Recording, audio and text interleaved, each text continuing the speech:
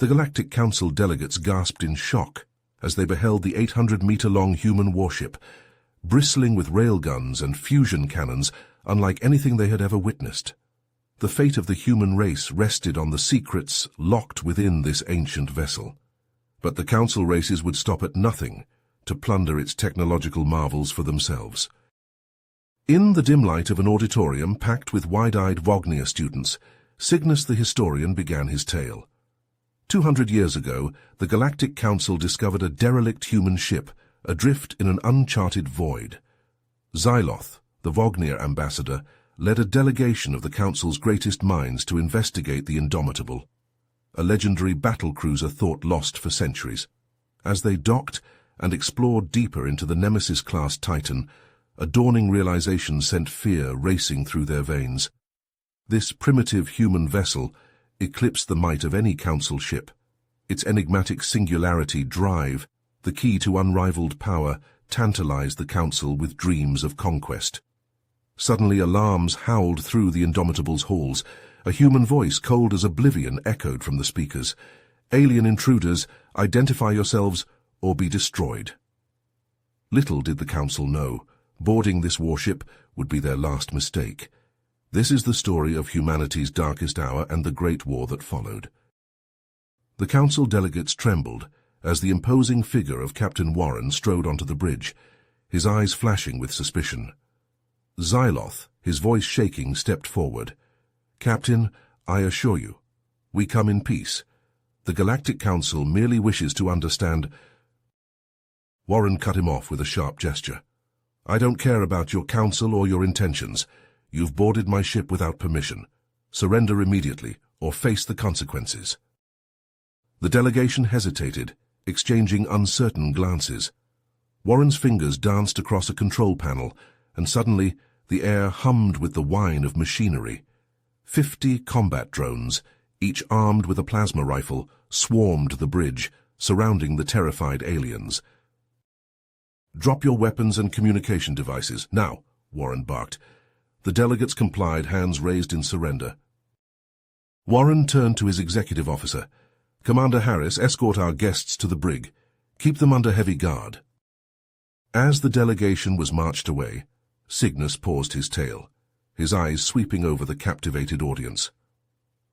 What the Council didn't know, he revealed, was that the Indomitable had been trapped in a temporal anomaly for 200 years. For Captain Warren and his crew, mere days had passed since their top-secret mission to investigate a threat to Earth. They were unaware of the political upheaval that had taken place in their absence, including humanity's fragile alliance with the Council. In the brig, the delegates argued fiercely. Some advocated for an immediate escape, while others pushed for diplomacy. Xyloth, head in his hands, struggled to maintain control. Meanwhile, in the Indomitable's war room, Warren conferred with his senior officers, Harris, Chief Engineer Michael Chen, and Security Chief Sergei Ivanov. Their faces were grim as they considered their next move. "We need to interrogate the aliens," Warren decided. "Find out what's happened in the galaxy, and if there are any threats to Earth. We can't trust a word they say, but we might be able to piece together the truth." Cygnus leaned forward, his voice low and intense as he continued his tale. As Warren and his team prepared to interrogate the aliens, a proximity alert suddenly blared throughout the Indomitable. The ship's sensors had detected a massive Galactic Council fleet, consisting of 30 heavily armed warships, rapidly approaching their location.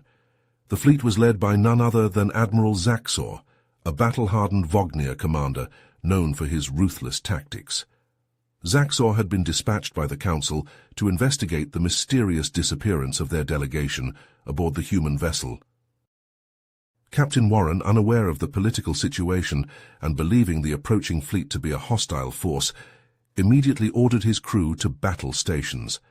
The Indomitable hummed with activity as the crew prepared to engage the enemy, their faces grim with determination. Meanwhile, in the brig, Ambassador Xyloth and the other delegates realized the gravity of the impending confrontation. In a desperate bid to prevent a catastrophic misunderstanding, they managed to overpower their guards and escape from their cells.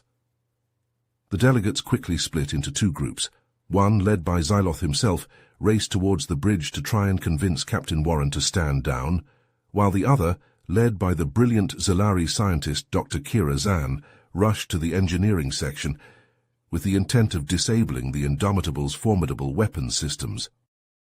On the bridge, Warren and his crew were stunned when Xyloth and his group burst through the doors, their hands raised in a gesture of peace. Xyloth, his voice urgent and pleading, attempted to explain the Council's true intentions and the delicate political situation that had developed during the Indomitable's long absence. However, Captain Warren, his trust in the aliens severely shaken by their unauthorized presence on his ship, remained highly skeptical of Xyloth's words. Just as tension on the bridge reached a breaking point, the Indomitable's weapon systems suddenly went offline. Dr. Zan's voice crackled over the intercom, explaining that she had disabled the ship's armaments to prevent a potentially catastrophic misunderstanding between the humans and the Council forces.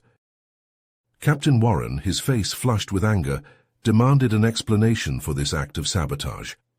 Ambassador Xyloth, seizing the opportunity, revealed that the Galactic Council had been closely monitoring human activity and was well aware of their significant technological advancements. He proposed an urgent meeting between Warren and Admiral Zaxor to discuss the situation and explore the possibility of forging an alliance between their two civilizations. Cygnus paused, his eyes sweeping over the captivated audience. The tension in the auditorium was palpable as the students waited with bated breath to hear what would happen next. The historian's voice dropped to a whisper, and so, with the fate of both the human race and the Galactic Council hanging in the balance, Captain Warren was faced with a momentous decision. Would he agree to meet with Admiral Zaxor and negotiate a truce, or would he risk everything in a desperate battle against the Council fleet? The future of the galaxy itself hinged upon his choice. Cygnus continued his tale, his voice heavy with the weight of the momentous events he recounted. Captain Warren, faced with the gravity of the situation, reluctantly agreed to meet with Admiral Zaxor aboard the Resolute. A delegation from the Indomitable, consisting of Warren, Commander Harris, and Ambassador Xyloth, boarded a shuttle and made their way to the Galactic Council flagship.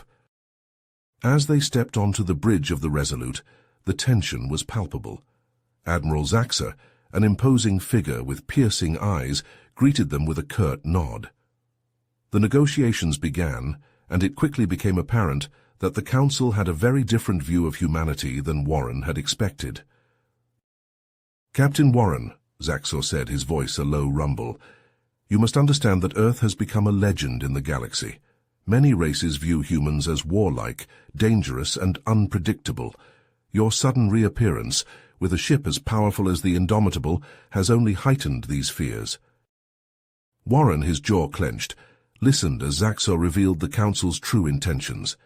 They had hoped to use the Indomitable as a bargaining chip, a means to force concessions from Earth and limit human expansion into the galaxy. As tempers flared and voices rose, the Resolute suddenly shuddered under the impact of weapons fire.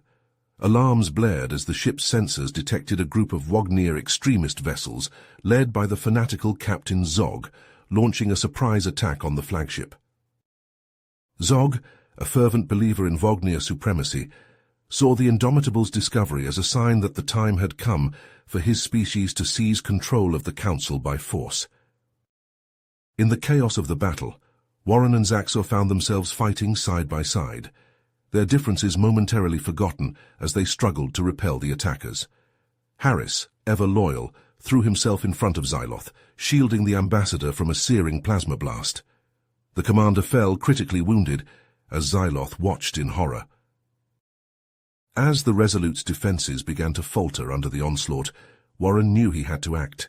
He contacted the Indomitable, his voice urgent as he ordered Chief Engineer Chen to bring the ship's weapons back online.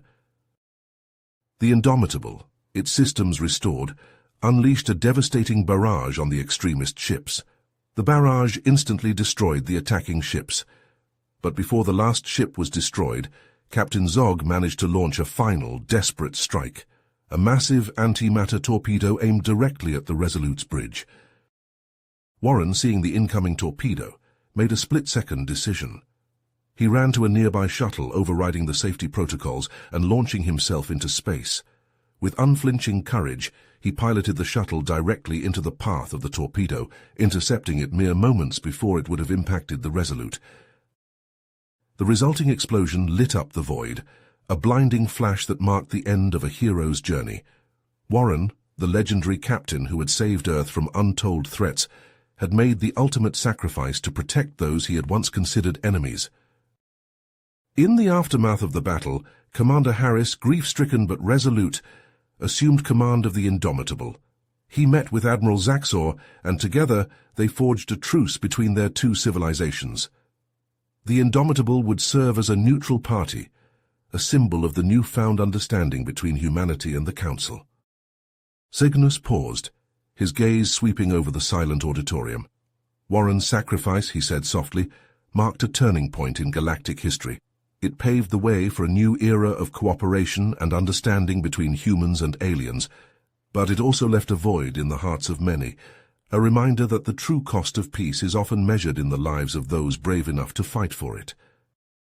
As the applause faded, Cygnus continued his tale, his voice heavy with the weight of history. The truce between the Indomitable and the Council, so hard won by Captain Warren's sacrifice, proved fleeting. Mere months after the agreement was signed, a new threat emerged from the shadows. The Vognir extremists, once led by the fanatical Captain Zog, had regrouped under a new figurehead, a charismatic and ruthless warrior named Zark. Emboldened by their new leader, the extremists launched a series of devastating terrorist attacks against both human and Council targets. The strikes were swift, brutal, and shockingly effective, thanks to a terrifying new weapon in their arsenal, stolen technology from the Indomitable itself. The galaxy reeled from the onslaught, and the fragile peace that Warren had given his life to achieve began to unravel. At the center of the maelstrom stood the Indomitable and her crew, now led by Commander Jack Harris. In the wake of Warren's death, Harris had worked tirelessly to integrate the ship's personnel, welcoming aliens from across the Council to serve alongside his human crewmates. Together they stood as a symbol of unity in a galaxy torn apart by hatred and fear. As the attacks intensified, Harris and his team delved deeper into the mystery of Zark's sudden rise to power. What they uncovered shook them to their core. Evidence began to mount that Zark was not acting alone, but was being supported by a shadowy faction within the Council itself. At the head of this conspiracy stood a figure known only as the Overseer, a puppet master pulling the strings of war from the depths of secrecy. But before Harris could act on this knowledge, disaster struck. The Indomitable, en route to a diplomatic summit, found itself ambushed by a fleet of ships unlike any they had encountered before. The attackers bore no known insignia, their vessels sleek and deadly, pulsing with an eerie green light. Her voice, cold and ancient, echoed across the comm channels. "We are the progenitors," it declared, "the first race, the seeders of life in this galaxy, and you, children of Earth, are our greatest mistake." The progenitors claimed that humanity had been created as a fail-safe, a weapon designed to destroy any civilization that grew too powerful, too ambitious. The Indomitable, they said, was the key to unlocking this terrible potential. They demanded that the Council surrender the ship and her crew, threatening to unleash humanity's full destructive might if they were denied. In that moment, with the fate of billions hanging in the balance, Harris found himself facing an impossible choice. To save his crew would be to condemn the galaxy to the whims of the progenitors. To save the galaxy would be to sacrifice everything he held dear. With a heavy heart, Harris gave the order.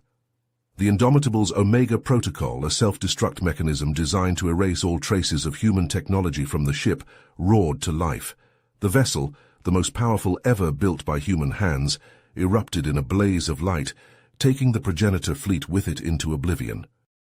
From the ashes of that cataclysm, a single shuttle emerged, carrying Harris and a handful of survivors. They watched in silence as the remains of the Indomitable burned, a funeral pyre for an era of hope and unity. But even in that darkest hour, the crew of the Indomitable did not despair. They had lost their ship, their captain, and countless friends, but they had not lost their purpose. As the shuttle charted a course for the unknown, Harris vowed that he would find a way to protect the galaxy from both the progenitors and humanity's own tortured legacy. Cygnus paused, his gaze sweeping over the auditorium. "And that," he said softly, "is where the story of the Indomitable ends, at least for now. The fate of Commander Harris and his crew remains a mystery, as does the true nature of humanity's role in the cosmos." You have reached the end of the story. If you enjoyed this story and want to support us, please leave a like and subscribe to our channel, and for every comment that says 88, I will heart every single one of them. Thank you for your time.